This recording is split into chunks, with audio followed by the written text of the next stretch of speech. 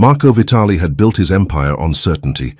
Every decision, every handshake, every whispered order in the back rooms of Manhattan carried the weight of absolute conviction. He knew who his enemies were. He knew who his allies were. He knew the price of betrayal and the cost of mercy. But there was one thing Marco Vitali did not know, and that single blind spot would soon tear his world apart. It started with a phone call. Elena stood in the kitchen of their Upper East Side penthouse, her back to him, her voice low and hurried. She ended the conversation the moment she sensed his presence, sliding her phone into the pocket of her silk robe with the practiced ease of someone hiding something. "Who was that?" Marco asked, his voice calm but edged with something sharper beneath.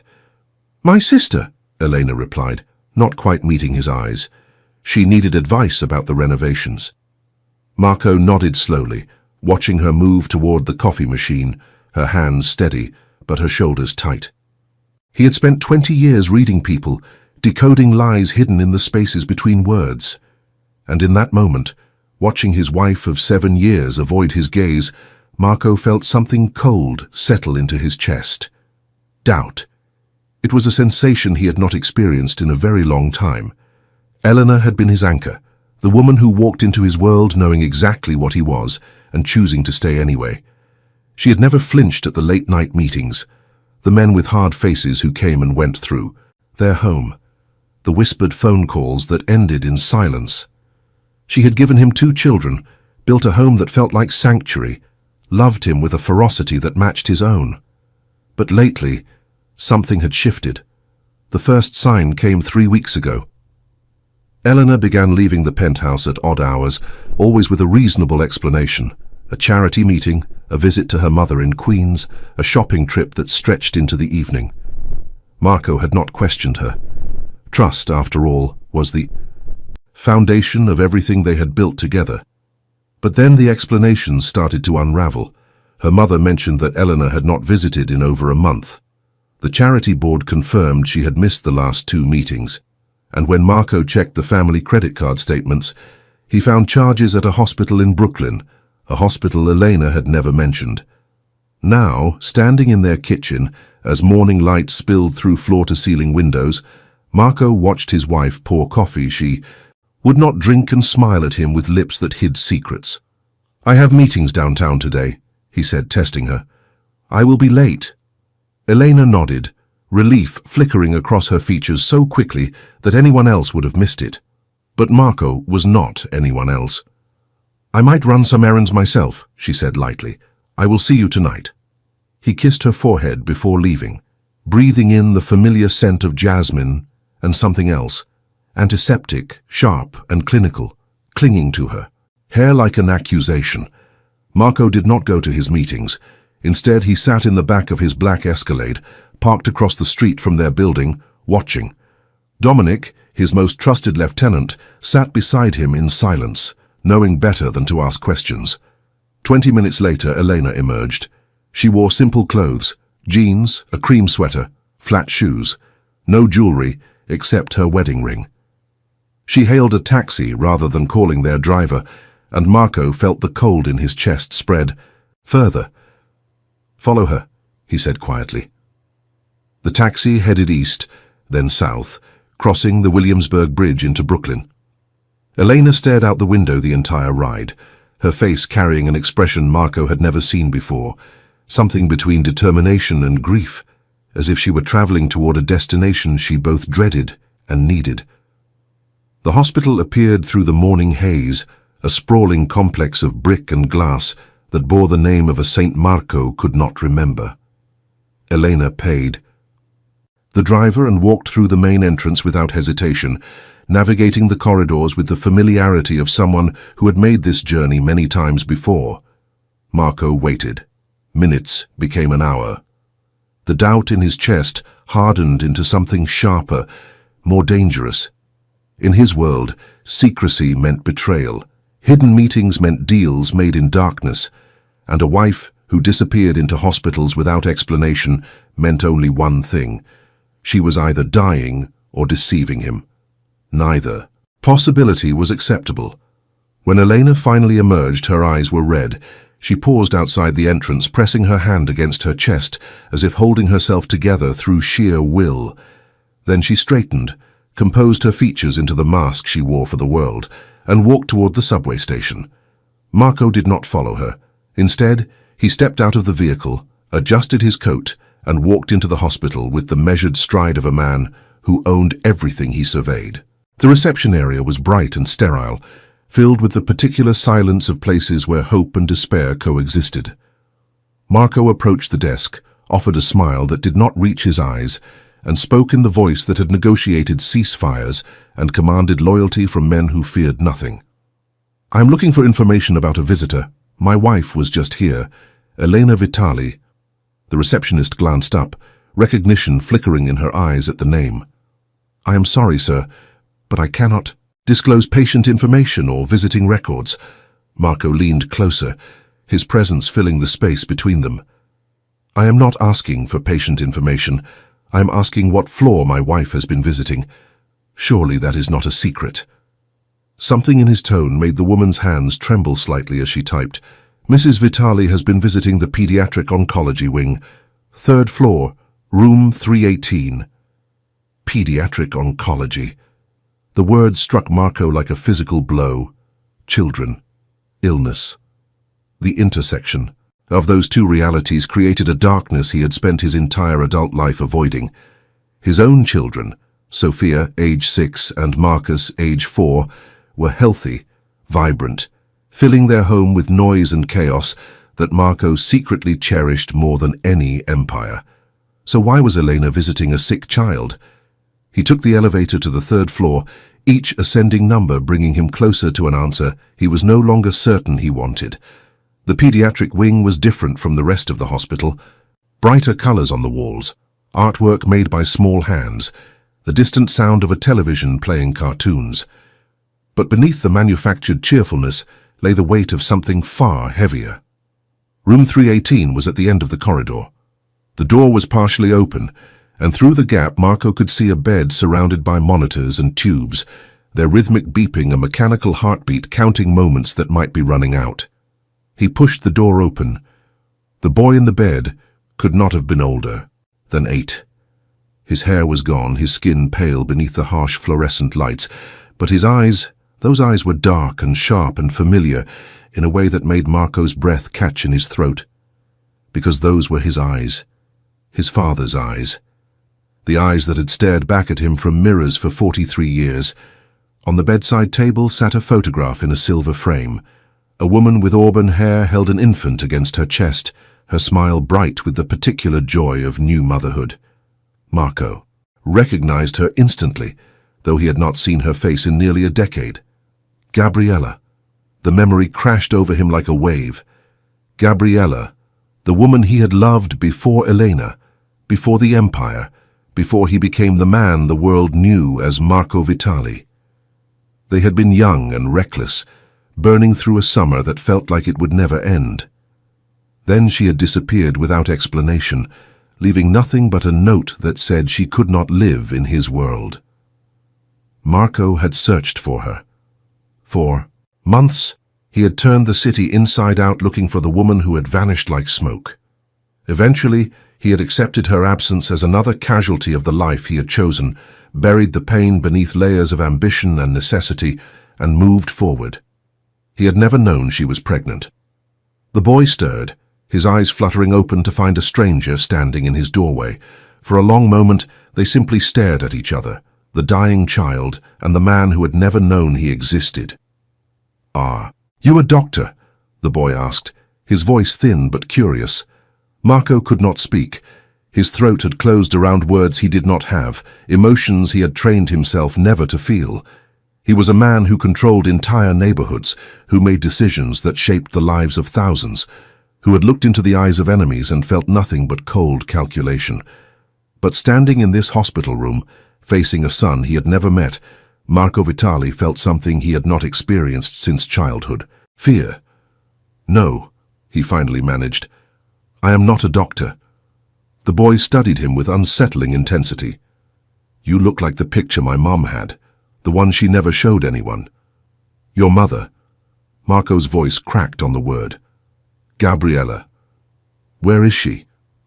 Something shifted in the boy's expression, a shadow passing over features too young to carry such weight. She passed away 6 months ago. The same thing I have. She told me it runs in families sometimes. The room seemed to tilt.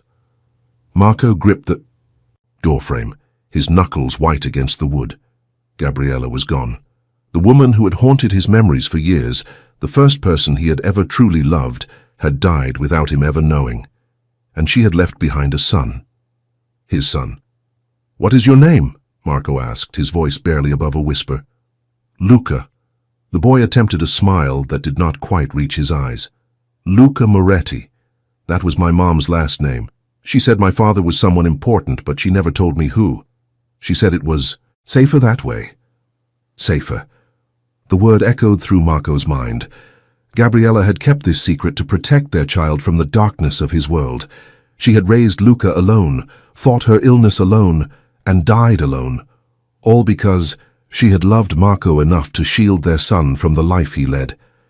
"The lady who visits me," Luca continued, his small hand gesturing toward the chair where Eleanor must have sat countless times. "She is nice. She reads to me and brings me food from this Italian place. That makes the best cannoli. She told me not to tell anyone about her visits because it is a surprise for someone. Are you the surprise?" Marco could not answer. His mind was racing through implications, connections, the intricate web of cause and effect that had led to this moment. Eleanor had discovered his son. She had been caring for him in secret, visiting this hospital, while Marco grew suspicious and cold. She had not betrayed him. She had been trying to give him a gift. The son he never knew, the family he thought he had lost. And Marco, in his paranoia and pride, had followed her like she was an enemy. "Stay here," he told Luca, his voice rough with emotion he could barely contain. "I need to make a phone call." He stepped into the corridor and pulled out his phone, his hands trembling for the first time in decades. Elena answered on the second ring, her voice carrying the careful neutrality of someone prepared for confrontation. "Marco, is everything all right?" He closed his eyes, leaning against the wall as the weight of revelation pressed down on him. "Elena, I know." Silence stretched across the connection. Then, softly, she asked, "How?" "I followed you." The confession tasted like ash in his mouth. "I thought—" "It does not matter what I thought. I was wrong."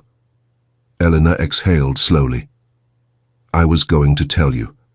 I was trying to find the right moment. Luca is... he is yours, Marco. I found out by accident, through a charity connection at the hospital. His mother listed you as next of kin in her final documents, but she marked the information confidential. Someone made a mistake and contacted our family lawyer. Why did you not tell me immediately? Because I needed to understand first. I needed to know who he was, what he needed, whether bringing this into your life would help him or hurt everyone. I have been with him for 3 months, Marco. I have watched him face treatments that would break grown men. And I have seen his eyes, your eyes, searching for something he cannot name. Marco pressed his palm against his forehead, overwhelmed by the complexity of what his wife had done. She had not hidden this out of malice or deception. She had hidden it out of love, taking time to prepare the ground before planting seeds that would grow into something neither of them fully understood. He is very sick, Elena continued, her voice catching. The doctors are not optimistic, but he is also strong, Marco. Stronger than anyone I have ever met. He reminds me of you. I want to know him. The words came from somewhere deep and primal. I want to help him. Then come home. We will figure this out together. We will bring him into our family properly, give him everything we can for however long we have. Marco looked back toward room 318, where a boy who shared his eyes was waiting for answers that might never come. The empire he had built, the power he wielded, the fear he commanded, none of it meant anything compared to the fragile life contained within those hospital walls. Eleanor, he said quietly, his voice carrying the weight of years spent building walls instead of bridges. Thank you for finding him, for caring for him when I did not even know he existed. I do not deserve you. No, she agreed, a hint of warmth breaking through her composure. But you have me anyway. Now come home, Marco. We have a family to rebuild. Check if you are already subscribed to this channel. If stories like this move something deep inside you, if you want to be part of a community that believes in second chances and the power of love, subscribe now and join us on this journey. The drive back to Manhattan felt like crossing between two worlds. Marco sat in the back of the Escalade, watching Brooklyn's industrial landscape give way to the gleaming towers of the city, but his mind remained anchored in room 318, with a boy whose existence had rewritten everything he thought he understood about his life. Dominic glanced at him through the rearview mirror but said nothing. They had worked together for 15 years, long enough for silence to communicate more than words ever could. Elena was waiting when Marco arrived at the penthouse. She stood by the windows overlooking Central Park, her silhouette framed by autumn light that turned her dark hair copper at the edges. She did not turn when he entered, but her shoulders shifted slightly, acknowledging his presence. "The children are with my mother," she said, softly. "I thought we should talk alone first." Marco crossed the room and stood beside her, their reflections ghost-like in the glass. Below them, the park stretched green and gold, filled with people living ordinary lives that seemed impossibly distant from this moment. "Tell me everything," he said. Elena nodded, her gaze fixed on the horizon. 3 months ago, our family lawyer received a document from Gabriella Moretti's estate.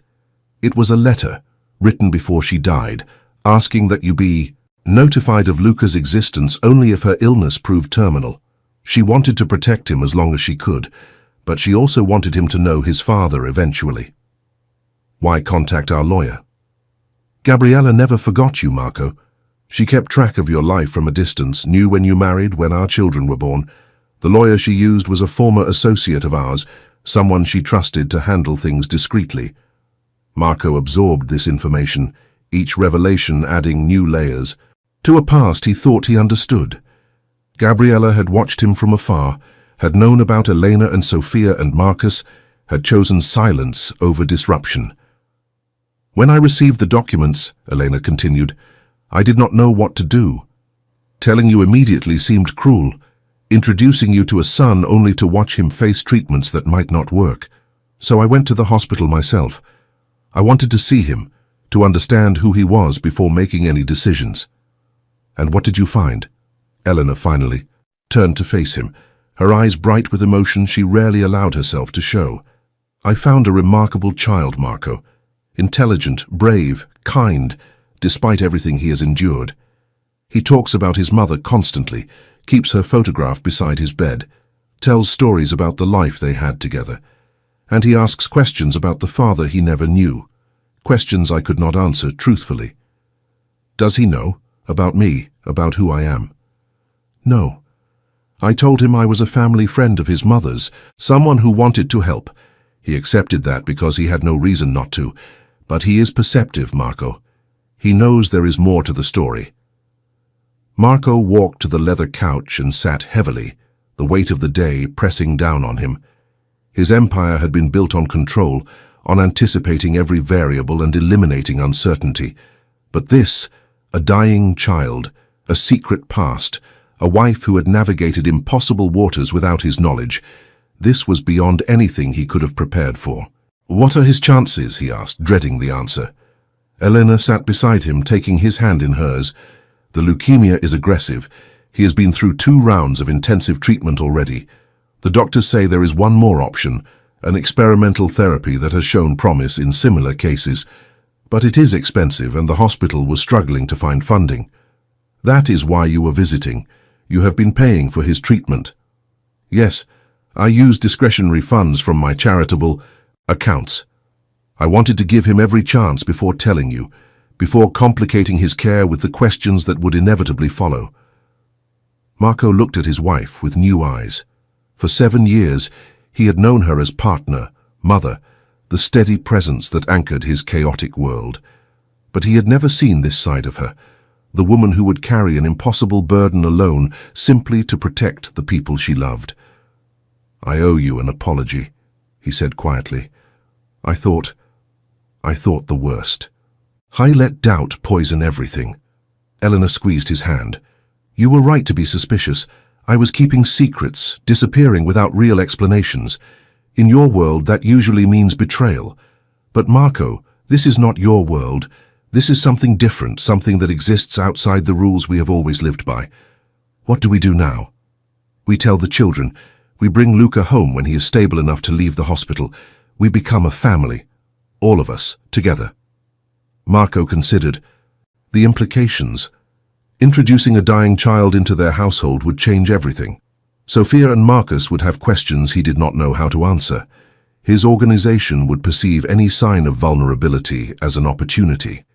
And Luca himself. How would an 8-year-old who had lost everything respond to discovering that his father was a man who operated in shadows? "There will be complications," he said carefully. "People who would use this against us." "Let them try." Elena's voice carried an edge that reminded Marco why he had married her. "Luca is your son. That makes him family. And we protect family, Marco. That is what we do." She was right, of course. The code that governed his empire was built on exactly that principle, the fierce loyalty to blood and bond that separated his organization from common criminals. If he could not extend that same protection to his own child, everything he believed meant nothing. "I want to bring specialists in," Marco decided. "The best doctors in the country, whatever they cost. If this experimental treatment is his best chance, I want to make sure it succeeds." Elena nodded. "I already have a list. Oncologists from Johns Hopkins, Memorial Sloan Kettering, Boston Children's Hospital. We can start making calls tomorrow." "Tonight," Marco corrected. "We start tonight. I have wasted enough time already." They worked through the evening, transforming the penthouse into a command center focused on a battle far more important than any territorial dispute. Marco called in favors from hospital administrators, pharmaceutical executives, research scientists, anyone who might help improve Luca's chances. Elena coordinated logistics, scheduling consultations, arranging travel for specialists who agreed to review the case. By midnight, they had assembled a team of 7 doctors willing to collaborate on Luca's treatment. The experimental therapy would begin within the week, supported by resources that most families could never access. Money, Marco realized, could not buy everything, but it could buy time, and time was all that mattered now. "We should visit him tomorrow," Elena said as they finally stopped to rest. "Together. You should introduce yourself properly." Marco felt the familiar fear return, the terrifying vulnerability of caring for someone whose fate remained uncertain. "What do I say to him? I have missed 8 years of his life. I did not even know he existed." "You say the truth, that you are his father, that you did not know about him until now, that you want to know him for whatever time you have together. Children understand more than we give them credit for. Luca has faced his mother's illness, watched her fade, held her hand while she passed. He knows that love is not measured in years." Marco looked at his wife, struck once again by her capacity for wisdom in moments that demanded it. "How did you become so brave?" Elena smiled, weariness and warmth mingling in her expression. "I married you, Marco. That required bravery from the very beginning." The hospital room felt different the next morning, transformed by the weight of what Marco now knew. Luca was sitting up in bed when they arrived, a tablet propped against his knees, his face illuminated by the glow of whatever game he was playing. He looked up at their entrance, recognition flickering in his dark eyes. "You came back," he said to Marco, "and you brought the nice lady." "My name is Elena," she said gently, settling into her usual chair beside the bed. "And this is Marco. There is something we need to tell you, Luca. Something important about who he is." Luca set the tablet aside, his expression sharpening with the particular intelligence that illness sometimes gifted to children who had faced too much too young. "I already know," he said quietly. "You are my father." Marco's breath caught. How? I am not stupid. You have my eyes, the same ones my mom had in that picture she never showed anyone. And Elena kept asking me questions about my mother, about what she told me about my father. I figured it out weeks ago. The boy spoke with a calmness that belied his age, as if death had taught him to waste nothing, not time, not words, not the energy required for pretense. Why did you not say anything? Elena asked. Because I wanted to see what you would do. My mom always said that people show who they really are through actions, not words. Elena kept coming back, bringing books and food, and just sitting with me. That told me more than any explanation ever could. Marco moved closer, his steps hesitant in a way they never were in boardrooms or back alleys. I want you to know that I did not abandon you. I did not know, Luca. Your mother never told me. I know. She wrote me a letter before she died. She explained everything, why she left, why she kept me secret, why she thought it was safer for me to grow up without knowing you. She said you lived in a dangerous world and she wanted to protect me from it. She was right. Marco sat on the edge of the bed, close enough to see the way exhaustion had carved hollows beneath his son's eyes. My world is dangerous, but it is also my world, which means I have the power to protect you within it. And I will, Luca, whatever it takes. The boy studied him for a long moment, weighing words against the father he had only ever known through photographs and whispered stories. Then, slowly, he extended his small hand toward Marco. Okay, Luca said simply, I believe you.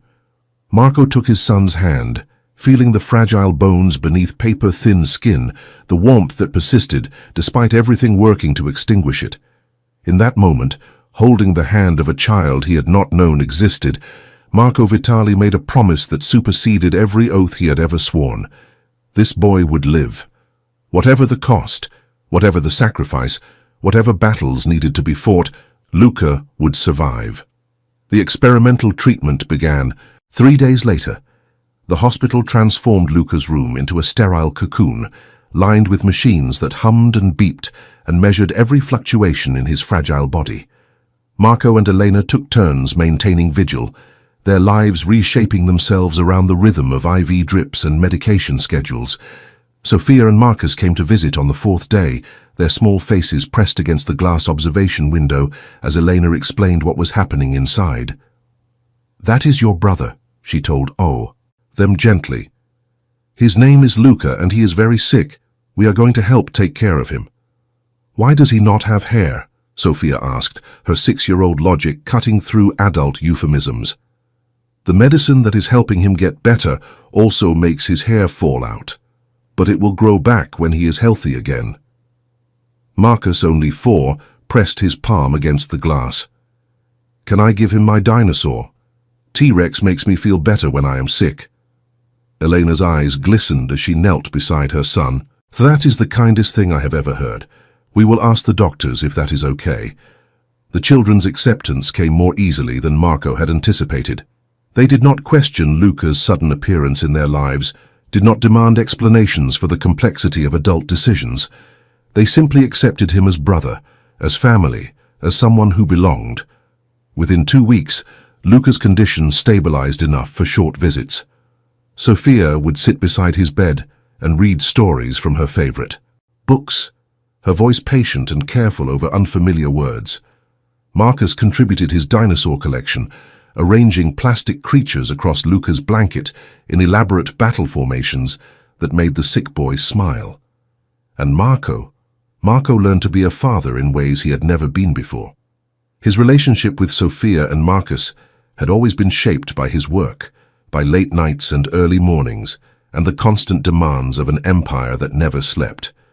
He loved them fiercely, would destroy anyone who threatened them, but the daily intimacy of fatherhood had often fallen to Eleanor, while he managed crises that seemed to never end. With Luca, everything was different. There were no pressing meetings that could not wait, no emergencies more urgent than the battle being fought in room 318.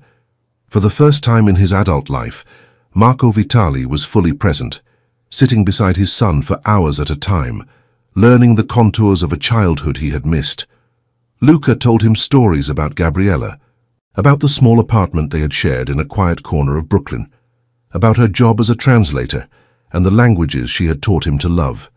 He described birthdays with homemade cakes, summer days spent in Prospect Park, the sound of his mother's laughter filling spaces that now stood empty. "She talked about you sometimes," Luca said during one of their late-night conversations, the hospital quiet around them. "Not by name, but I knew she was thinking about someone from before. She would get this look on her face, like she was remembering something both happy and sad at the same time." "I loved her," Marco admitted, the words coming easier than he expected. "She was the first person who ever made me want to be different than I was." "Why did she leave?" Marco considered how to answer honestly without burdening a child with complexities he should never have to understand. "She was afraid. Not of me, but of the life I was building. She wanted to protect you from choices I had already made." Luca absorbed this, his dark eyes thoughtful. "Do you wish she had stayed?" "I wish I had known about you. I wish I could have been there for the years I missed, but I cannot change the past, Luca. I can only try to be present now." The boy nodded slowly. "My mom used to say that regretting yesterday steals joy from today. She said the only direction worth moving is forward." Marco smiled, hearing Gabriella's wisdom echoed in her son's words. "She was a smart woman." "The smartest," Luca's voice caught slightly. "I miss her every day." "I know." Marco reached out, his large hand covering his son's smaller one. "But missing someone does not mean they are gone. They live on in the people who loved them, in the lessons they taught, in the memories they left behind. Gabriella lives in you, Luca. Every time you quote her wisdom, every time you show the courage she gave you, she is right here." Tears tracked down Luca's pale cheeks, but he did not look away. "Will you tell me more about her?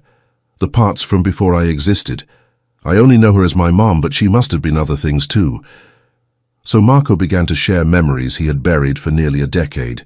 He told Luca about meeting Gabriella at an art gallery in Soho, about her laugh that could fill entire rooms, about the way she saw beauty in things others overlooked. He described summer nights on rooftops, philosophical debates that stretched until dawn, the particular way she had of making him feel, like the person he wanted to be rather than the person circumstances had forced him to become.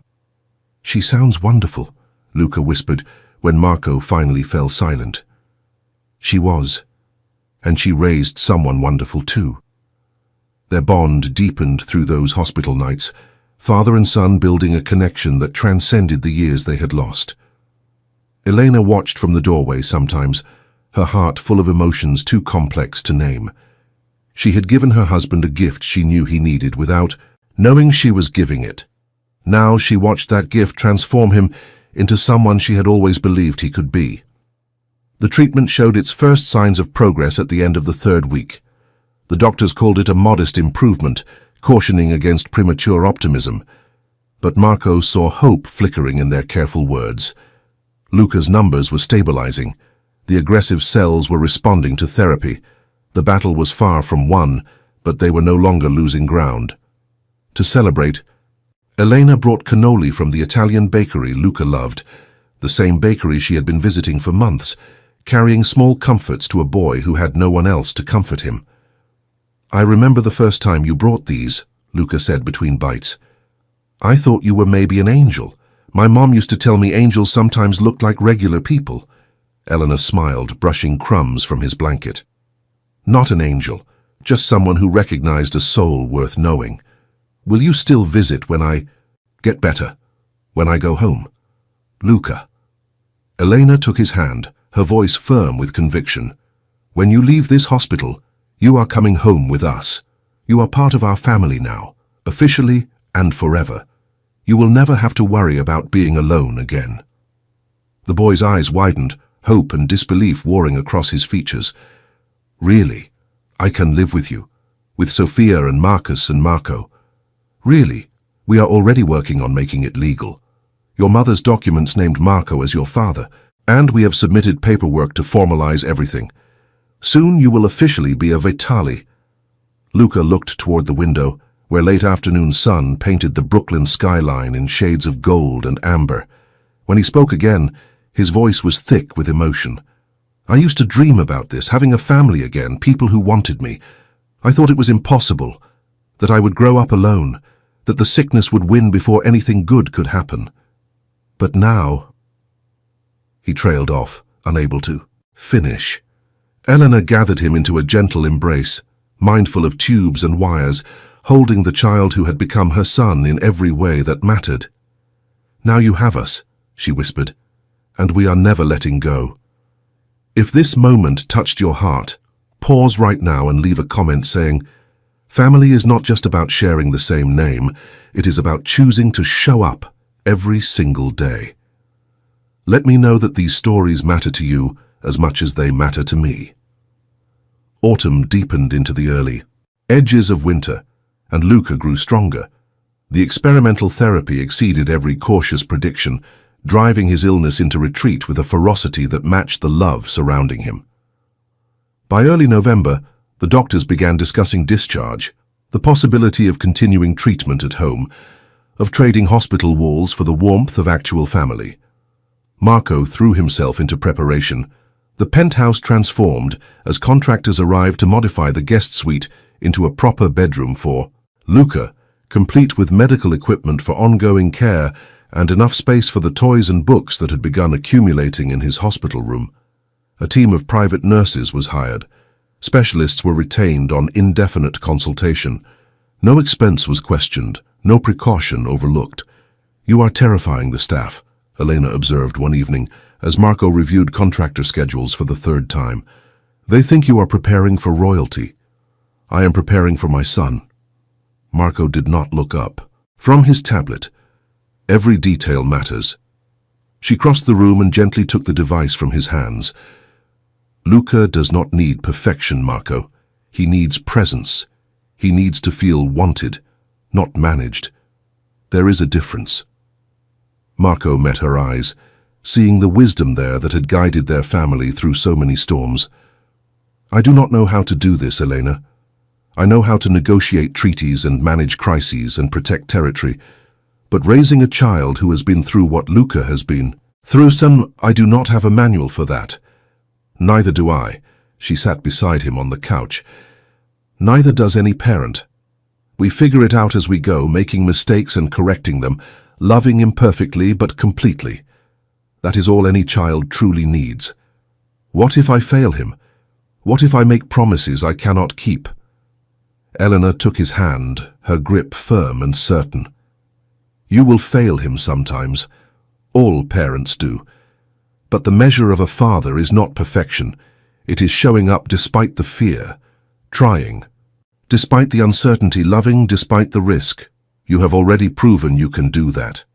Marco looked toward the window, where city lights glittered against the darkness like earthbound stars.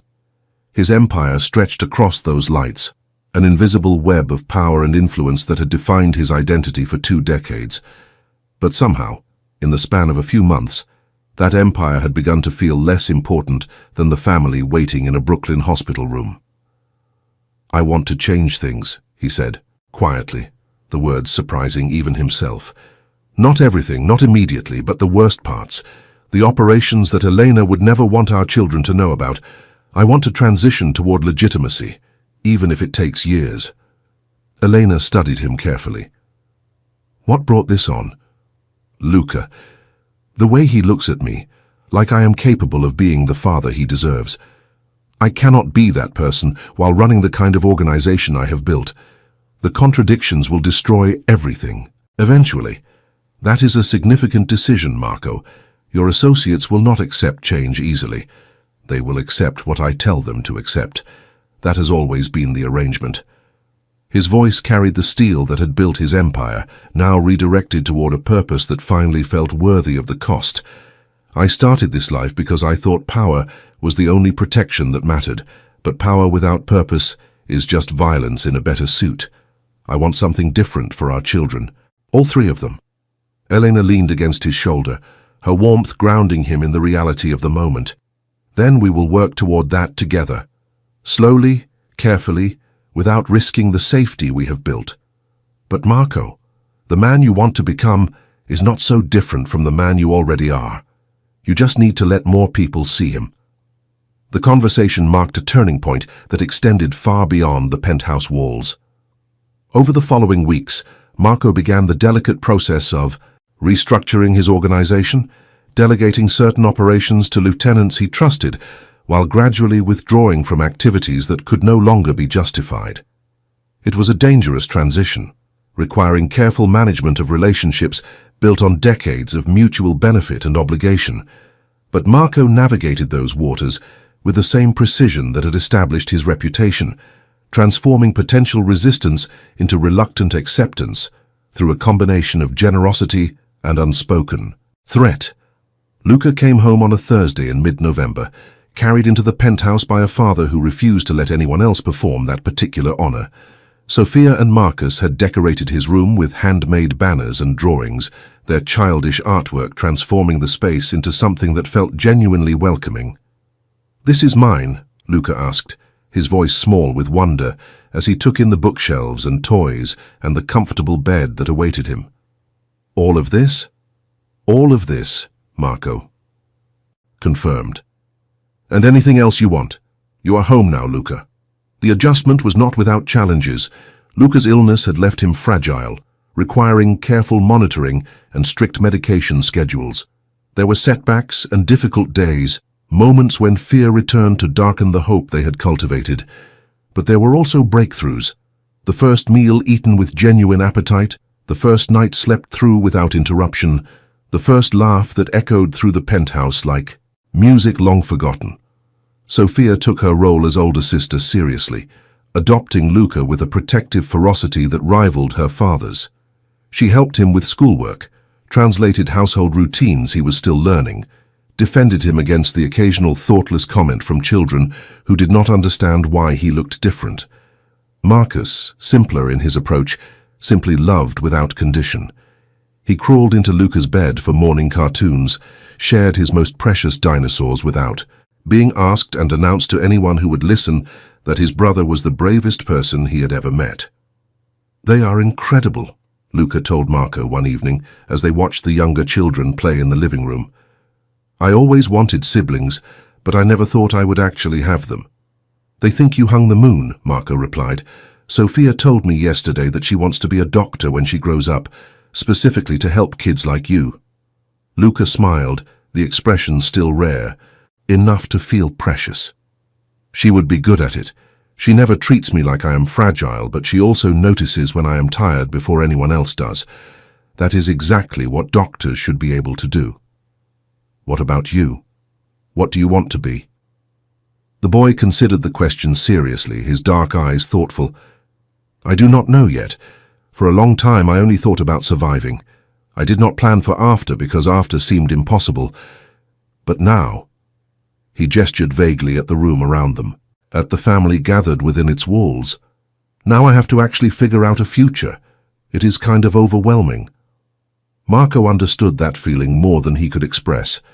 His own future had shifted so dramatically since discovering Luca's existence that he sometimes felt like he was learning to walk again, each step uncertain but necessary. "You do not have to figure everything out at once," he said.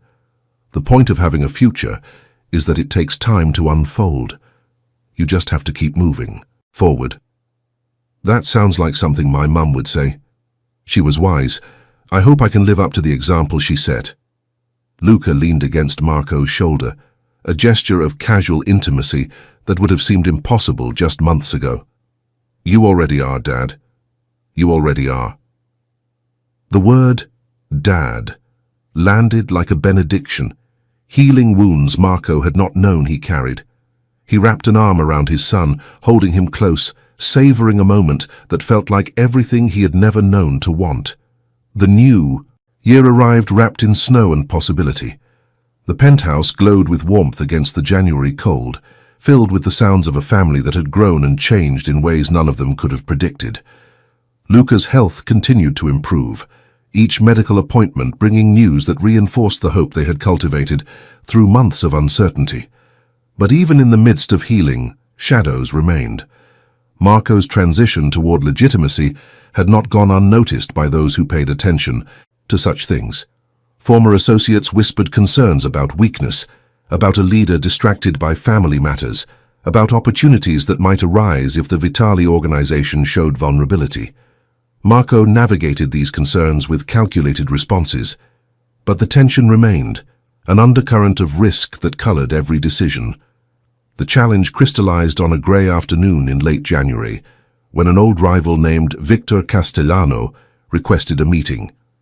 The invitation arrived through proper channels, framed as a discussion of mutual business interests, but Marco recognized it for what it truly was: an assessment, a test of whether the rumors about his changing priorities held truth. "You do not have to go," Eleanor said when he showed her the message. "Victor has been looking for leverage for years. This could be a trap. If it is a trap, refusing the meeting only makes me look afraid.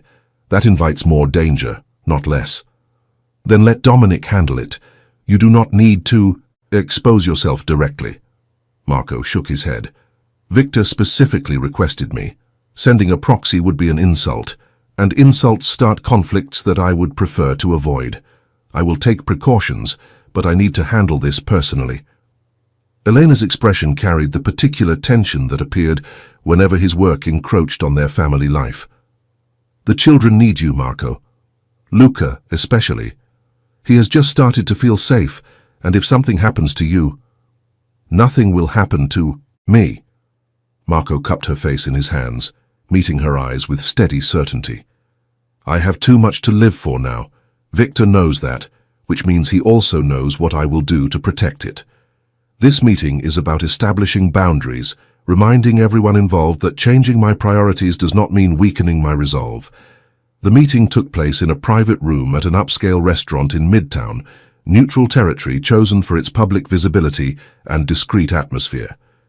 Victor Castellano waited at a corner table, his silver hair immaculately groomed, his expensive suit cut to minimize the bulk of age and indulgence that had accumulated over the years. "Marco." He rose to offer a handshake that carried no genuine warmth. "Thank you for accepting my invitation. I know your time is valuable these days." Marco took the offered seat, his posture relaxed but alert. "Your message suggested mutual interests. I am curious what interests we might share." Victor smiled, the expression calculated to project affability while revealing nothing. "Direct as always, that is what I have always appreciated about you, Marco. No unnecessary games." "Games waste time. Say what you came to say." The older man leaned back, studying Marco with eyes that had seen decades of negotiation and conflict. "There are concerns circulating through certain circles, rumors that Marco Vitali is going soft, prioritizing domestic matters over business obligations, that the great empire you built is being quietly dismantled. And you are here to assess whether those rumors are true. I am here because we have known each other a long time, and I would rather understand your intentions directly than rely on second-hand speculation." Marco considered his response carefully. Victor Castellano was neither friend nor enemy, but rather a neighboring power whose interests occasionally aligned and occasionally conflicted with his own. Honesty would reveal vulnerability. Deflection would fuel suspicion. The path forward required something more nuanced. "I have made changes," Marco acknowledged. "My family has grown in unexpected ways, and that growth has clarified certain priorities. But changed priorities should not be confused with diminished capability. I remain fully committed to protecting what belongs to me, my territory, my organization, my people." "And the operations you have delegated? The responsibilities you have transferred to others?" "Efficiencies. A leader who micromanages every detail is not a leader. He is a bottleneck. I have chosen to trust capable people with tasks they can handle while focusing my attention on matters that require my direct involvement." Victor nodded slowly, absorbing this explanation. "That is a reasonable position, but it does raise questions about your long-term vision. Some wonder if Marco Vitali is preparing for retirement, clearing the way for succession that others might want to influence. The implication was clear. Enough! Rival organizations considering whether the Vitali empire was entering a period of transition that could be exploited. Marco met Victor's gaze without flinching. Let me be clear. I have no intention of retiring, and any attempt to influence succession within my organization would be treated as a direct act of aggression.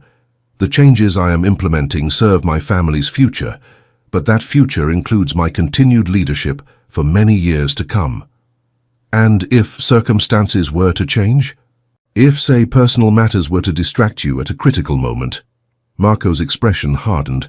If anyone interprets my devotion to my family as a weakness to be exploited, they will discover how catastrophically wrong that interpretation is.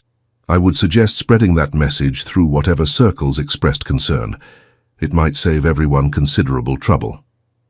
The warning landed as intended. Victor's calculated smile flickered briefly before reasserting itself. A fair point. I will. Pass along your perspective. Do that, and Victor, this is the last meeting we will have on this subject. My personal affairs are not topics for discussion with business associates, regardless of how long our acquaintance. If there are legitimate matters requiring coordination between our interests, I am open to dialogue. But curiosity about my family ends here. The older man raised his hands in mock surrender. Understood completely. I apologize if I overstepped. Apology accepted. Now, unless you have actual business to discuss, I have somewhere else to be. Victor stood. The meeting concluded faster than either had anticipated. Give my regards to your wife. I have heard she is quite formidable in her own right. She is, but you will never need to test that observation personally. Marco left the restaurant and returned to his vehicle, where Dominic waited with the engine running. The tension that had coiled through him during the meeting began to slowly release as Manhattan streets scrolled past outside the tinted windows. How did it go? Dominic asked. As expected. Victor was fishing for weakness, testing whether the rumors carried truth. I gave him enough to satisfy curiosity without revealing anything useful. And now? Now we continue as planned. The transition moves forward, but we increase vigilance. If Victor was bold enough to schedule a meeting, others may be considering more direct approaches. Dominic nodded, his expression grim with professional understanding. I will adjust security protocols. The family should probably limit public appearances for a while. Agreed. Talk to Elena about logistics, and make sure Luca's medical team understands the situation without being told specifics. I do not want him worrying about anything beyond getting healthy. Of course. Marco stared out the window, watching the city that had been his kingdom for so long. The conversation with Victor had clarified something he had been struggling to articulate. His commitment to change was not theoretical or contingent. It was absolute. The life he wanted for his family required a different kind of power than the kind he had accumulated, and he was willing to defend that transformation against anyone who threatened it, including parts of himself that resisted change. Eleanor met him at the penthouse door, her expression questioning as she read the tension he carried despite his efforts to conceal it. How bad? She asked quietly. Not bad, but not entirely comfortable either. Victor was testing boundaries, trying to understand how serious the changes are. I made our position clear. And you think he believed you? I think he believed I would defend our family violently if necessary. Whether he believed the rest? Marco shrugged. That matters less than what we actually do. Actions will demonstrate sincerity better than any words. Eleanor nodded, accepting his assessment with the practical wisdom that made her such an essential partner. The children are in the living room. Luca had a good appointment today. The doctors are talking about reducing his medication schedule if his next results hold. He wanted to wait up to tell you himself. Marco felt the weight on his shoulders lighten. Whatever challenges awaited in boardrooms and back channels, this was what mattered, coming home to children who wanted to share their victories, to a wife who understood him better than he understood himself, to a family that was slowly teaching him what he had built his empire to protect. Then let us not keep him waiting. Spring arrived like a promise finally kept. The city shook off winter grey, parks erupting in green and blossom, sidewalks filling with people who had forgotten what warmth felt like. The Vitali penthouse opened its windows for the first time in months, trading recycled air for breezes that carried the particular magic of New York in renewal. Luca turned 9 in April, his birthday celebrated with a party that brought together the small, carefully curated circle of people who had become important to their family. There were Eleanor's parents, cautiously welcomed into the household despite initial reservations. There were a few colleagues from Marco's legitimate business ventures, men and women who knew nothing of his complicated history. There were the nurses and doctors who had guided Luca's treatment, now invited as friends rather than medical professionals.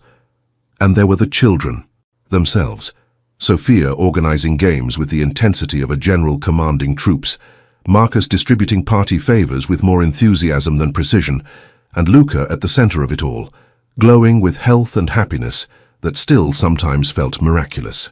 "He looks good," remarked Dr. Santana, Luca's primary oncologist, as she stood beside Elena watching the children play. "Better than good. Some days I forget how close we came to losing him." Elena nodded, her eyes fixed on her son. "All 3 of them," she corrected mentally, the adoption now legally complete. The experimental treatment worked beyond anything we hoped.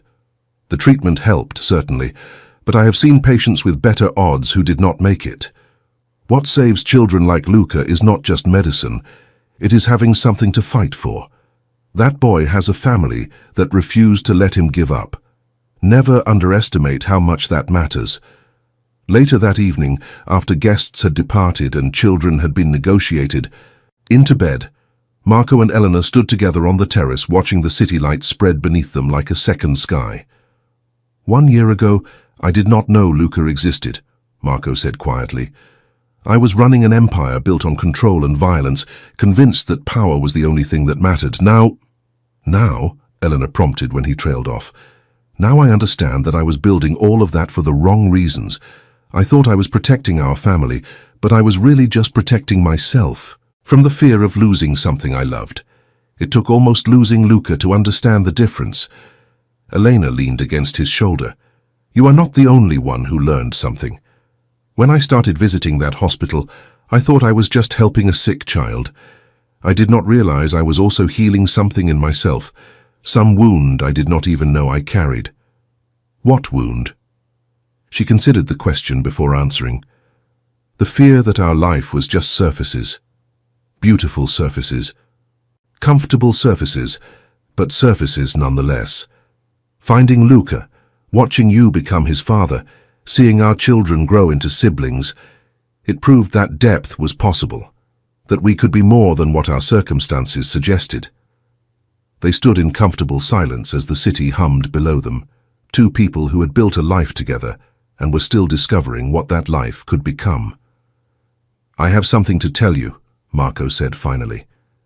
Elena stiffened slightly, the instinctive response of someone whose husband's revelations had historically carried weight. "Good news or bad?" "Good. At least I hope you will think so." He turned to face her fully. "The transition is complete. As of this week, every operation that ever gave you concern has been transferred, sold, or terminated. The organization I lead now is entirely legitimate. Real estate, construction, import-export, the kinds of businesses that can withstand any scrutiny." Elena's eyes widened. "Marco, that was supposed to take years. How did you accelerate it so quickly?" "I stopped being cautious. The meeting with Victor clarified something. Half measures invite challenge, but absolute commitment demands respect. When I announced the full transition, most associates accepted it because they understood I was not asking permission. The few who objected," he shrugged, "they found opportunities elsewhere. The point is that it is done. Our children will never inherit what I inherited. They will inherit something clean." Eleanor reached up to touch his face, her fingers tracing the lines that worry and responsibility had carved over the years. "I never asked you to do this.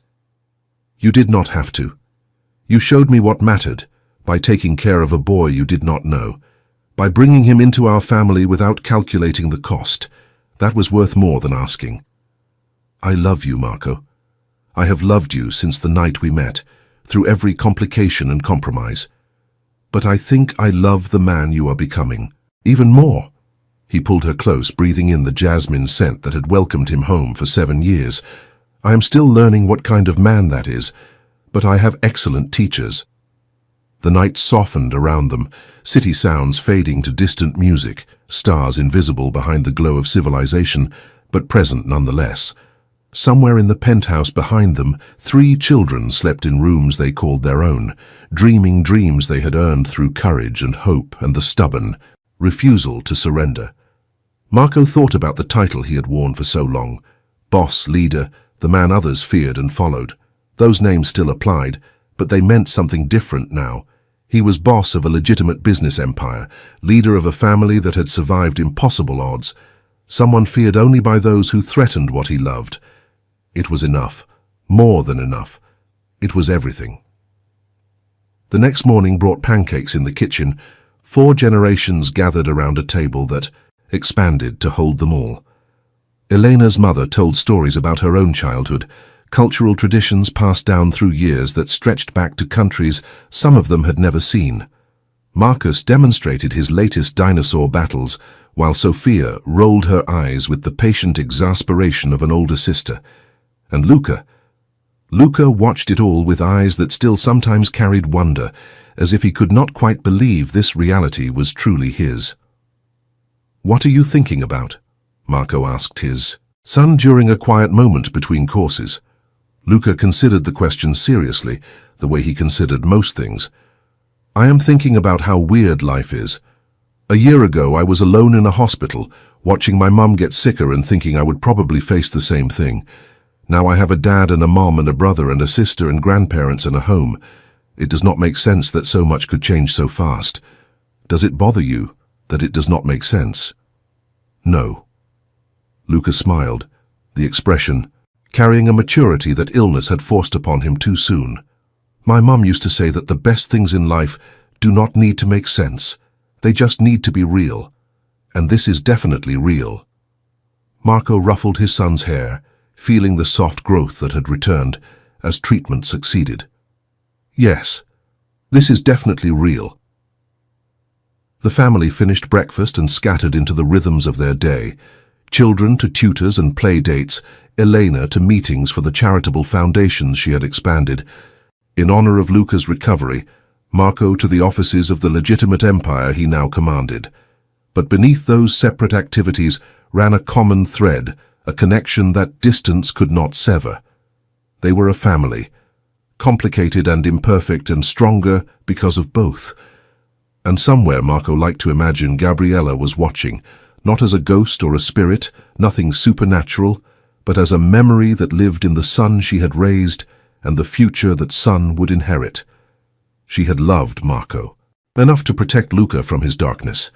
Now that darkness had transformed into light, her sacrifice had been honored in ways she could never have predicted. That evening, Marco found Luca standing at his bedroom window, watching the sunset paint Manhattan in shades of gold and rose. "Beautiful, is it not?" Marco asked, joining him. "Yeah." Luca did not look away from the view. "My mum would have loved this. She always said sunsets were proof that every day got a chance at a beautiful ending. No matter how hard the hours before had been, she was right." "I know." Luca finally turned to face his father, his expression carrying something between grief and gratitude. "I miss her every day. I probably always will. But I am also happy, and I think that is okay. I think she would want me to be happy. More than anything." They stood together in the fading light, father and son bound by loss and found through love, watching as another day ended in beauty they had earned through hope.